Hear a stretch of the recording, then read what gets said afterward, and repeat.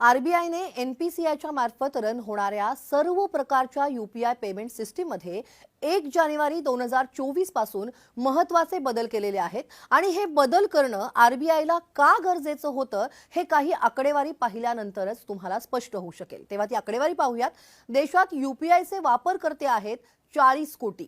2023 या वर्षामध्ये नोव्हेंबर पर्यंत यूपीआयच्या माध्यमातून झालेली जी ट्रान्झॅक्शन होती ती होती 11 बिलियन।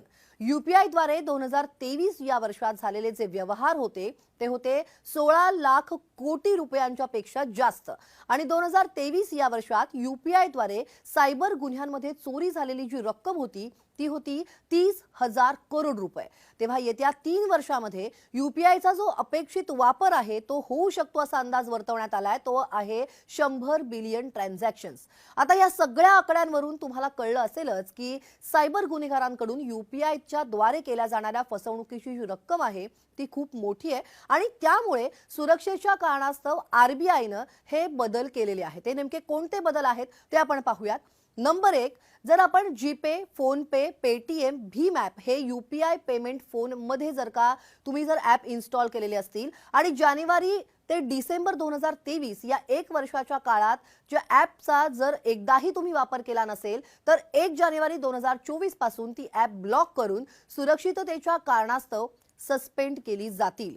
नंबर 2, पेमेंट लिमिट म्हणजे डेली पेमेंट लिमिट जास्तीत जास्त 1 लाख रुपये आता असणार आहे। हा महत्त्वाचा बदल असणार आहे। नंबर 3, स्पेशल पेमेंट लिमिट फक्त हॉस्पिटल्स आणि शैक्षणिक संस्था यांना 1 दिवसासाठी जास्तीत जास्त 5 लाख रुपये हे लिमिट असणार आहे। म्हणजे आता हॉस्पिटल किंवा शाळा कॉलेजेसची जी रक्कम असणार आहे ट्रान्झॅक्शनची ती 5 लाख रुपयांपर्यंतची असेल। 5 लाख रुपयांपर्यंतची फी आता यूपीआय द्वारे तुम्हाला भरता येऊ शकते। नंबर 4, ट्रान्झॅक्शन सेटलमेंट टाइम हे फार महत्त्वाचं आहे। 2000 पेक्षा जास्त रकमेचं जर का सेटलमेंट जर व्हायचं असेल, करायचं असेल तर आता 4 तास लागणार आहेत। आरबीआयने सायबर गुन्हेगारी रोखण्यासाठी हा अत्यंत महत्त्वाचा बदल केलेला आहे।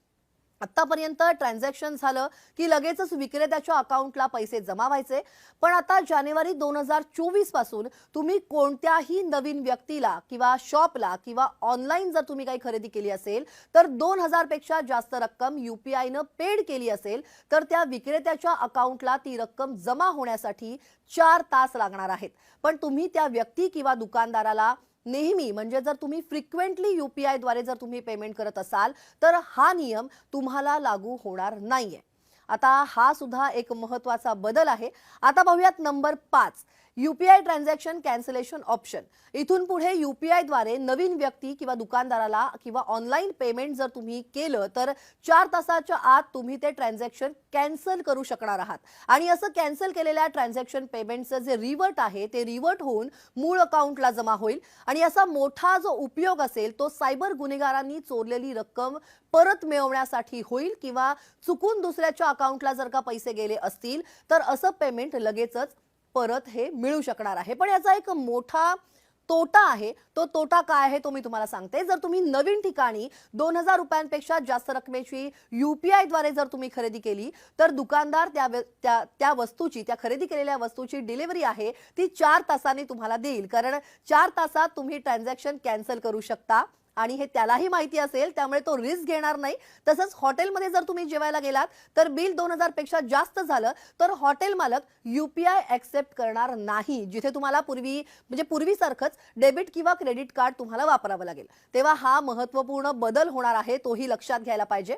आता पाहूयात नंबर 6, विक्रेत्यानं खरं नाव डिस्प्ले होणार आहे। आता विक्रेत्याचं खरं नाव डिस्प्ले होणार आहे। म्हणजे बऱ्याच वेळा आपण पाहतो की बऱ्याचदा आपल्या मोबाईलमध्ये एखादा नंबर विशिष्ट नावाने सेव्ह असतो, नंतर ती व्यक्ती आपला मोबाईल नंबर बदलते किंवा मोबाईल कंपनी 6 महिन्यांपासून जर तो जो मोबाईल नंबर असेल तो तुम्ही रिचार्ज केलेला नसेल किंवा बंद असेल तर नंबर दुसऱ्या कोणाला तरी ती मोबाईल कंपनी नंबर देऊन टाकते।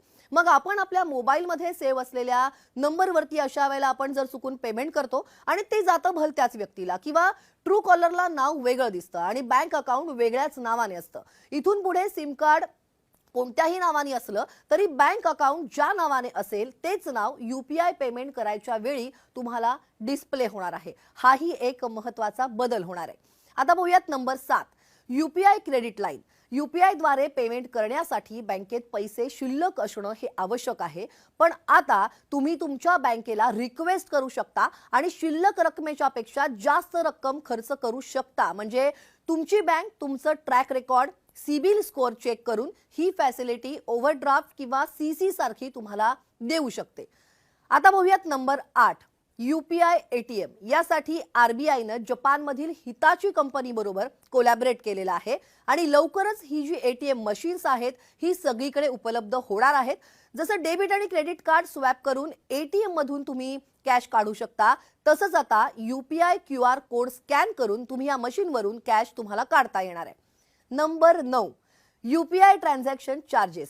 जर कोणी UPI क्रेडिट लिमिट वापरून किंवा क्रेडिट कार्डद्वारे UPI वॅलेटमध्ये पैसे जमा केलेले असतील, म्हणजे आता फक्त ही जी सुविधा आहे ही पेटीएमला उपलब्ध आहे, पण असं जर का UPI वॅलेटमध्ये जर तुम्ही पैसे जमा केलेले असतील आणि त्यातून UPI पेमेंट केलं असेल, तर त्या विक्रेत्याला 1.1% सर्व्हिस चार्ज हा द्यावा लागणार आहे. हा सुद्धा महत्त्वाचा बदल आहे. तेव्हा अजूनही काही सर्व्हिसेस प्रस्तावित आहेत. तसंच ह्या UPI सर्व्हिसेसच्या इम्प्लिमेंटिंग मध्ये येणाऱ्या अडचणींचा अभ्यास करून हे नियम NEFT, RTGS या ऑनलाईन पेमेंटसाठी सुद्धा लागू होण्याची शक्यता आहे आणि लवकरच RBIच्या वतीनं त्याबद्दल ऑफिशियल अनाउन्समेंट सुद्धा केल्या जाऊ शकतात. तेव्हा हे महत्त्वपूर्ण बदल 1 जानेवारीपासून होणार आहेत, 1 जानेवारी 2024 पासून होणार आहेत आणि ही माहिती जी आहे ती तुम्हाला नक्की उपयोगी पडेल. ही माहिती तुम्हाला कशी वाटली ते कमेंटमध्ये सांगायला विसरू नका आणि हा व्हिडिओ जास्तीत जास्त शेअर करा.